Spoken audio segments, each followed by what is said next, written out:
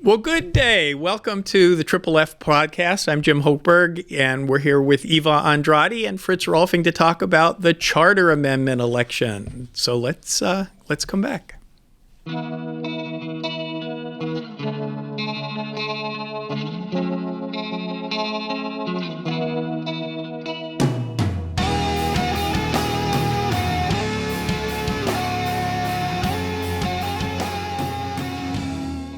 Well, hi, Eva. Hey, Fritz. Hey, Jim. How you doing? Well, we haven't moved for a whole week. I'm fabulous. I am fabulous. We do So want to... we're going to talk about the Oahu, Honolulu Charter amendments, none of the other neighbor island amendments. Kauai. We're going to talk about Kauai. Yes. I have no idea what happened on Kauai. I don't have a Kauai ballot. Even I know. Good. I know all Okay. things. Well, why don't you tell us about Kauai? We'll knock that out first. Well, I think before we talk about Hawaii, I think the bigger thing people are talking about right now are the amendments, the constitutional amendments that happened on abortion. Because that wasn't even here. It wasn't here, but I think that we have a governor now, a new governor that said, what did he say one of his first acts was going to do, Jim? You remember this because we did a show. Jim Hochberg. Oh, no, that was a dream. Yeah. No, he was going to enshrine reproductive rights in Hawaii, even though it's already in the statute anyway. Right. That's right. And what happened on the mainland is that the states that had some kind of an abortion amendment, it didn't do so. I mean, it didn't do well for the pro-life community. Let's But just say actually, that. you got to think about that. Remember across the country 20 years ago or 15 years ago when the issue was marriage and all the red states put marriage amendments on their ballots and it drove voting? They've done the same thing. It was a no-brainer for them. Well, it's interesting because we all knew after the Dobbs decision, right, when Roe versus Wade was overturned, the Democrats immediately said that this was going to be an issue that was going to drive people to the polls, right? We have to give Democrats credit for the fact that ignoring the economy and ignoring all the other things that people were looking at, immigration, that sort of stuff, the housing costs and all that, they immediately went to an issue that they claim that the Republicans strike fear into people on these issues. But they immediately said that what was going to happen is Republicans would take control, because everybody was worried about that, right? Everybody was worried the Republicans were going to take the House and even potentially the Senate and do all these things for abortion. I mean, basically women were going to be dying in the streets. I mean, that was the fear. But they already are. Women already are dying in the street. And people didn't care about that for voting. Well, let's just say that whatever messaging was used, it was successful in the sense that in the states, this is Michigan, California, Vermont. It was as successful as the marriage amendments were when that was the issue for our side. Mm-hmm. And it did get people to the polls there for that issue, which of course on the Republican side, they couldn't believe that this would be the thing that would bring people to the polls. Because if you actually understand the legal principle, nothing really changed until states had state laws that made changes, which some of them had trigger laws, so it was automatic, but that was very few. So we understand, the Dobbs decision just turned it over to the states. But if you don't recognize that reality, then it can be an issue that drives political action, which it did. Right. So basically, I'm quoting a New York Times article. So voters in California. That's your first mistake, but go ahead. You know that I like to be fair in our shows, and we have to remind everybody we are not a news reporting show. We are a commentary show, so we are free to give our commentary on things. We've never actually said that before. Okay. I like that. Go ahead. All right, we are a commentary show. Okay, so voters in California, Michigan, and Vermont chose to enshrine abortion protections in their state constitutions. Okay, so they made it sure. Voters in Kentucky, right, where abortion is currently banned, rejected an amendment that would have said there was no right to the procedure at state level. Right.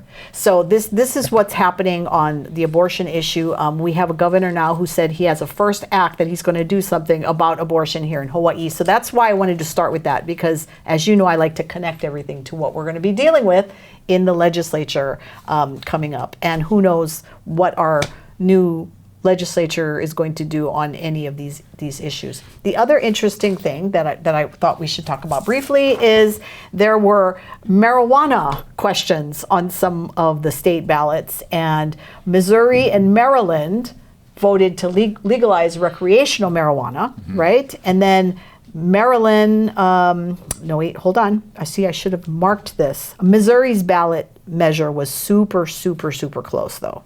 It passed with 53% support. So I think that marijuana is another issue that we're going to see here in Hawaii. We asked that question on our voter guide, and many of the candidates seem to be in favor of legalizing recreational marijuana because, drum roll please, kala. That they have their eyes set on this wonderful thing.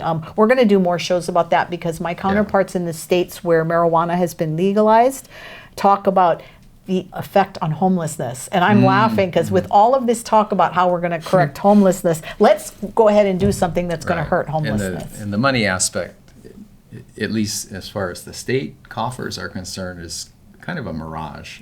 It's not really increased. I mean, it's costing much more than it brings in. But you know, when I hear that, done that in Hawaii, right? Yeah. When I hear that argument, though, and they released a report saying they have not made the money they thought they were going to make.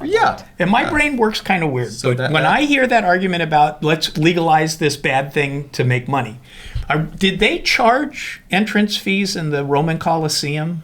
Maybe they did. Maybe it was a money-making thing. Yeah, sure. So you can legalize any criminal activity you want and charge for it and make money, but it doesn't make it a good idea. Right. Yeah.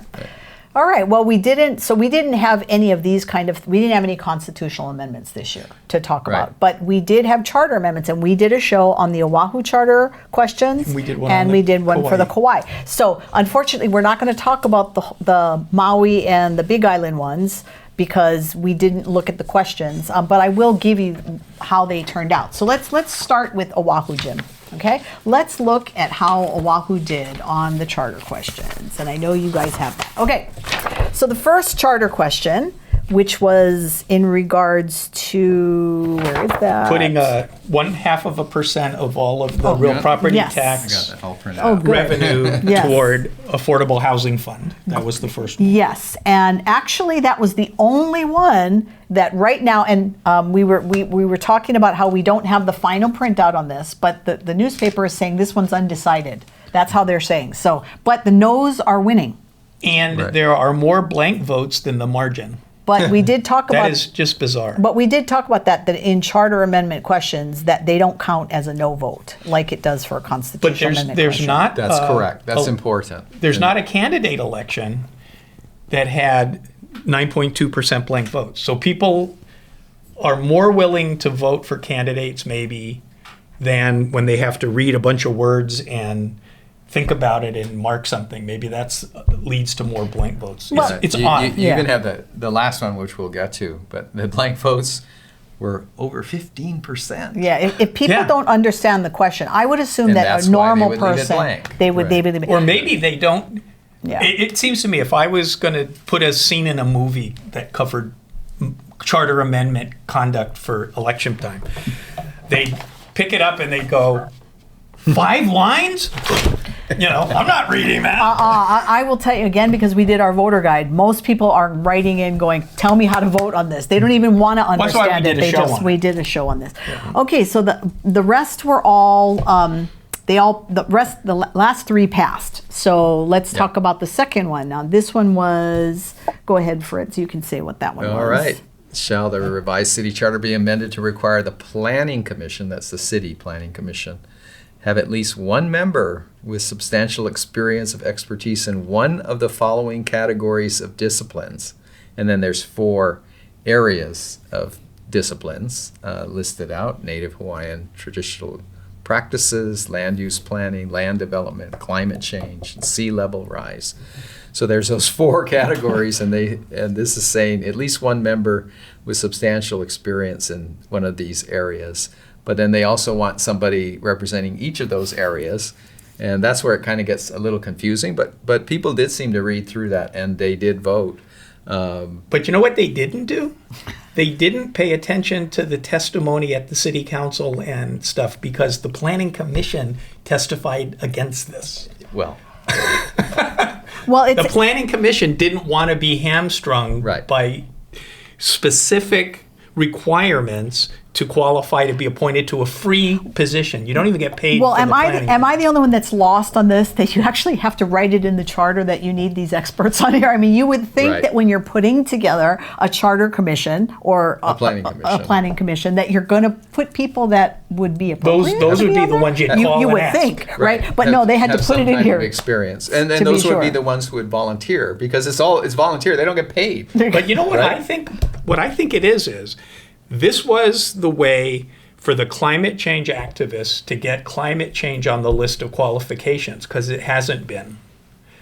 And it was like a Trojan horse with the other ones that it always is. And it's passing. So we're going to find that Barack Obama is now going to sell his beachfront property on the windward side because the climate guys in the planning commission are going to tell him it's coming to an end. Well, that one we had 68.9% as of the third printout. And the least amount of blank votes. And So least- people so people seem- like that. They like this charter. You know what? After listening to Jim, because Jim, he always tells everybody that he starts with a no. So he's like louder with Crowder, change my mind. Jim was like, no, no, no, no. And so I kind of listened to what Jim said and I kind of took it in. But I would think that most people that didn't listen to the show are going to be looking at like this, like, I have no problem with experts in these fields Right. being on this commission. So that's probably why that was. All right, Jim, you can do that. And let me say something about that too. And that's why the commission that recommends these changes, right, these proposed charter amendments, because it's a commission that does that, is so important. Because voters generally, especially here, are going to think and believe, and you give them the benefit of the doubt. They're the ones that study this. If they're recommending this, unless I have a good reason to say no, I'll say yes. Well, see, I'm the opposite. Well, I know, Jim. You're kind of contrary. No, I don't. I think like you, which is why Jim and I had a great conversation. My position is you as a elected person get to vote all the time based on what's in the charter and what's in the Constitution. That's the parameters you have to work within. Quit asking me to give you more power. Stay within the lines. That's my take. But I'm willing to hear. And if you've got a good reason, I might vote yes. Okay, never let it be said that on this show we only have people that agree. No. Okay, I love this. I love it's a good discussion. Okay, so let's go with the third charter question. So that was an interesting one because in 2006, I believe, we amended the charter to create the Affordable Housing Fund and the Clean Water and Natural Lands Fund, and they each got 0.5% off the top of the real property tax revenue, which, by the way, is $1.4 billion right now. It's a lot of money. 0.5% is $7 million a year off the top. It's not part of the budget vote process, nothing. It doesn't have to compete with money for ambulances and policemen and whatever, right? So it was for the purpose with the Clean Water and Natural Lands Fund of buying conservation land. That's what we did in 2006. We said, okay, we'll give this group, this fund, 0.5% off the top for the purpose of buying conservation land to maintain it as conservation land on Oahu. Not a bad idea.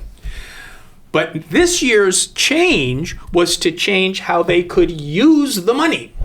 Right. And instead of simply using it to buy conservation property, they were now going to be able to use it to manage, improve, fix, remediate the properties. And what's interesting to me, infrastructure. What was interesting to me is what kind of conservation land needs to be remediated, because remediation is a pollution issue. You remediate those gas station corner lots that aren't gas stations anymore, and they're nothing else because the dirt is being remediated.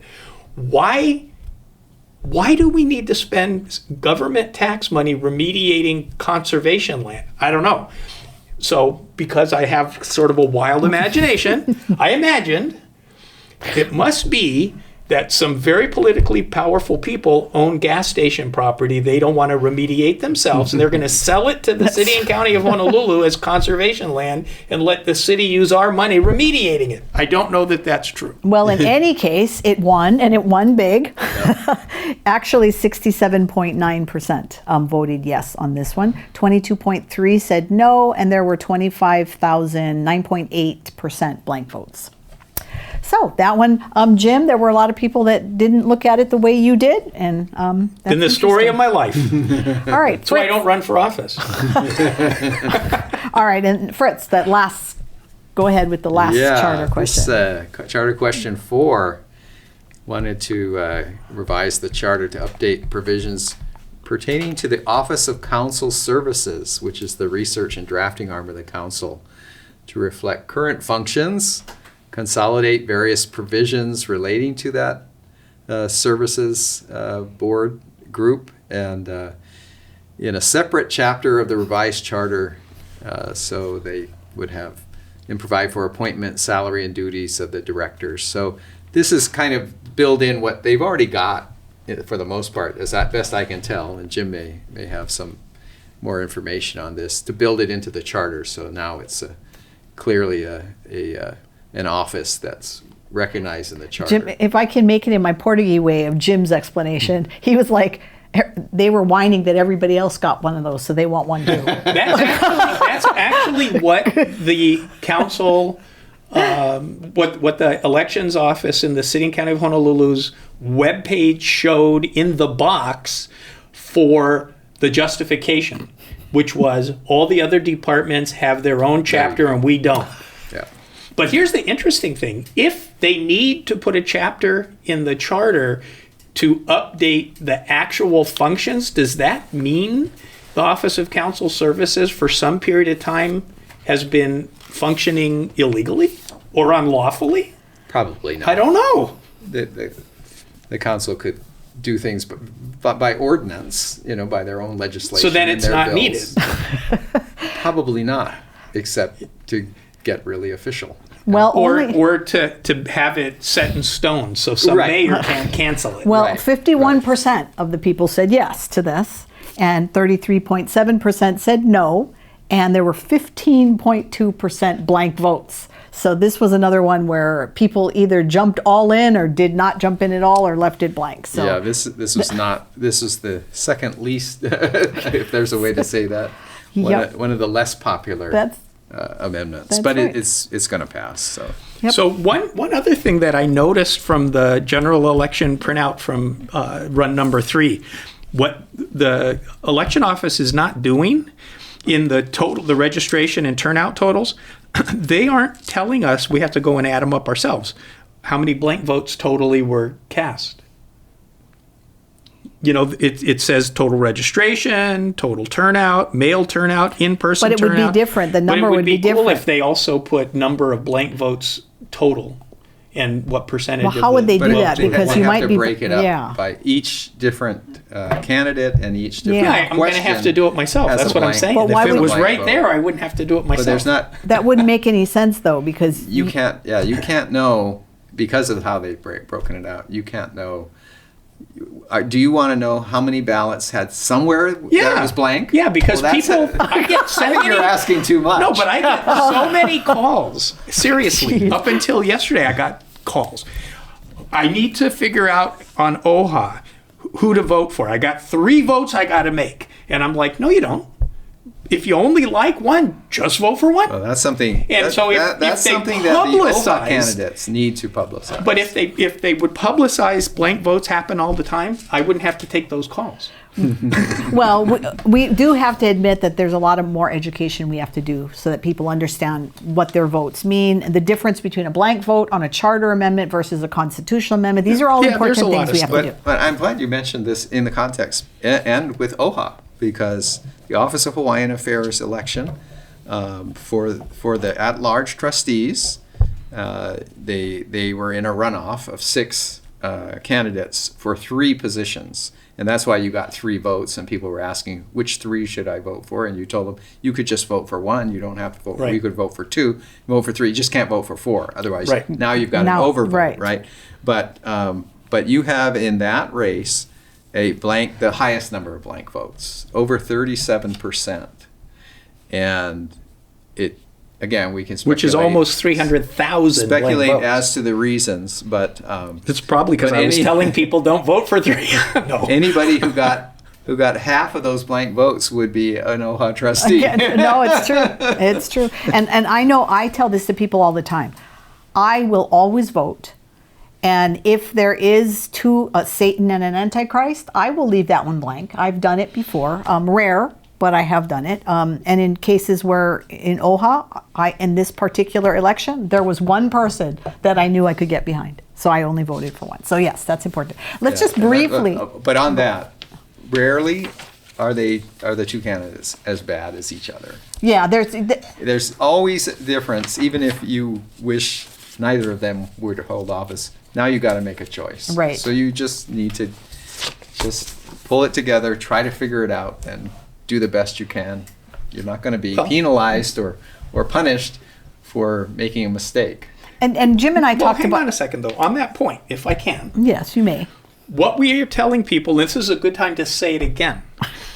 If you found yourself looking at your ballot and not knowing who to vote for or not knowing what to do on the charter amendments, you started too late. And what you need to do the next time around, when you start hearing about candidates, that means it's time for people to become candidates. That's the time to start worrying about your vote, because you can at that point start identifying good candidates, helping them get elected, voting for them on election time. If you wait until the end where it's a problem, you've waited too long. And asking telling your family, I guess. That's right. Yeah. I have family members that ask, call me up, and friends. Well, what am I supposed to do on this? I know who I want for governor. I know who I want for my legislator, but I don't know what these people are. City council and OHA is always the two I get the most calls on. So you're glad they took school board off then, huh? That used to be another one. Well, that used to be another one, but I am not happy that it's appointed now by the governor. And we've talked about that on the show. What I do want to do briefly, though, is just kind of go over the charter questions on Kauai, because we did talk about Kauai. So I just kind of want people to see where we are. So Kauai, as you know, Jim had 4 as well, right? They had a prosecutor vacancy one. That one was by far yes votes, 80.1%. to 8% no votes. The Electric Power Authority was closer. 44.0 was yes, and 37.5 was no. The Salary Commission, 50.7% was a yes, and 33.1 was no. Their blank votes were all between 2,000 and 3,000. So that was just Kauai alone. And what kind of percentage is that on Kauai? The blank vote's about 16%-ish average. And then if they did have a handful of overvotes, which they're going to vote both yes and no. Yeah. That's hilarious. And then so then they don't count. Then they don't count. Yeah, they don't count. They don't do it like, we'll count a yes and a no. They just don't count. They don't count it at all. And then the last one was the surety bonds, if you remember that one. That one is the only one where the no was higher. Good. So far, as of this printout. How close is it? 36.9% said yes, and 40% said no. And then there were 22.9% blank votes. Do we have an idea how many votes are yet to be counted on Kauai? The last I looked, it seemed to be a little different, but it was around the 90% that they had counted. So a 10% could be a big difference in some of these cases. So we will see. But I do see the total turnout number here, right? And in the statewide, the second run, right? So there's going to be a little bit more, but right now they have the statewide turnout at 41%, which is low. It is low compared to the rest of the country. And it's low compared to the rest of the islands. I believe that they had the lowest for all. And it cannot possibly be because it's too inconvenient to vote. Yep. Now we're not. It's not. So we're not gonna get into Maui and the Big Island on those, but I am gonna make the link. For those of you that are watching on YouTube or listening on the radio, you can go to our YouTube and get the link so that you can see these for you. And hopefully it'll be the final printout from the Office of Elections. That would be good. How I'd like to kind of end this is I want to try to end on a positive note. Fritz, you were involved with the Republican Party in the past, and I know that we do have, I know you're going to be shocked, but we do have some listeners and viewers that are probably Democrats, Of course. and they're probably involved in the Democratic Party. I hope there's a lot of them. Yeah. So let's give a call to action for people, because the elections are now over. We're going to have a legislative session. Thank you. That's going to start in January. We've got to stay plugged in for that. But we'll start with you, Jim. Let's give a call to action for people. So I have two. Okay. One is to contact Eva Andrade and tell her that your church wants to get a training on the legislative process, and we'll come out and get you ready for January. And my second, more immediate one is send money to Herschel Walker. Oh, gosh. All right. Fritz, call to action. I think those are two very good ones. I think in harmony with what Jim has said, I think get to know who your state legislators and your council members are. Some of them may not have been on the election ballot. They may have 4-year terms, or they may have won in the primary and there was no opposition, so there was nobody else on the ballot. But try to get to know who's your House representative, because you only have one House representative, because we have what we call single-member districts. Each of us only has one House member, one state senator in the state Senate, and one council member. But I would just say get to know who they are.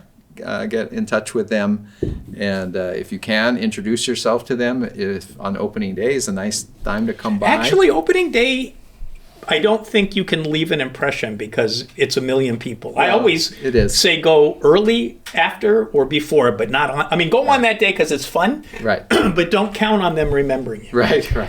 All right, well, in this last 2 minutes, what I'd like to do in my call to action is to remind everybody that what's really important is legislators need our prayers. And we cannot forget our congressional delegation either.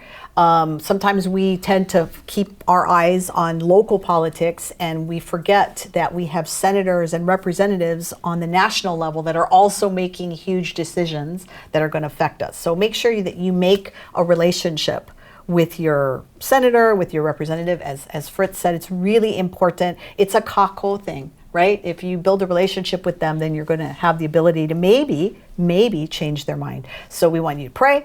We want you to stay in contact. And the last thing that we want you to do is sign up at hawaiifamilyforum.org to get our legislative alerts so that you can stay plugged in during the legislative process.